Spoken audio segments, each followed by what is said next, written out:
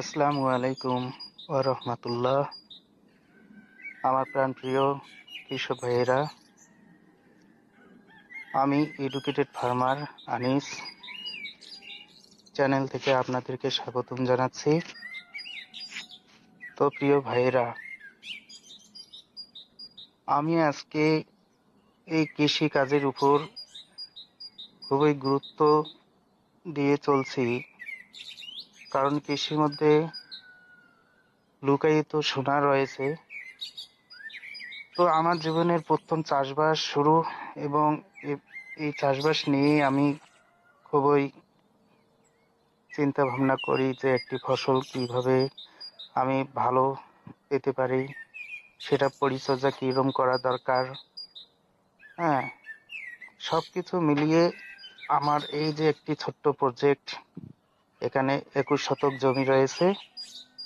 এখানে শশা রোপণ করব, শশা চাষ করব। তো আমি সময়ের স্বল্পতার কারণে আমি এগুলো আপডেট দিতে পারিনি। তো এই 21 শতক জমিতে আমি শশা রোপণ করব। আমি এই যে বেড তৈরি করেছি, কিছু অংশ মালচিং বিছানো হয়ে গেছে। আমাদের এইদিকে যদিও মালচিং বিছিয়ে কাজ করা হয় না, তো আমি সর্বপ্রথম বিশেষ করে বাংলাদেশের সহযোগিতায় নিয়ে আমি এই কাজ শুরু করে দিয়েছি। আশা রাখছি ইনশাল্লাহ এখান থেকে আমি ভালো ফল পাবো। তো এখানে যে সার ব্যবস্থা করেছিলাম, সার ব্যবস্থার মধ্যে এই 21 শতক জমিতে আমি 15 কেজি ডিএপি, 10 কেজি এমপিকে, কিছু সুপার ফসফেট, এবং আমাদের এদিকে যেটা ঠেলা গাড়ি বলে, ঠেলা গাড়ি দিয়ে 9 ঠেলা গাড়ি গোবর সার দিয়েছি। এবং বিজয় যে জৈব সারটা রয়েছে, বিজয় জৈব সার 2 প্যাকেট দিয়েছি, 10 কেজি 10 কেজি করে।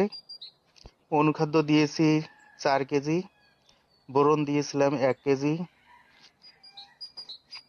সব মিলিয়ে এই সার ব্যবস্থা করেছিলাম, এবং ছিটিয়ে দেওয়ার পর চাষ দিয়ে তারপর এই বেডগুলো তৈরি করেছিলাম। তো আপনার সহযোগিতা যদি আমি পাই, তাহলে এইরকম আপডেট দিয়ে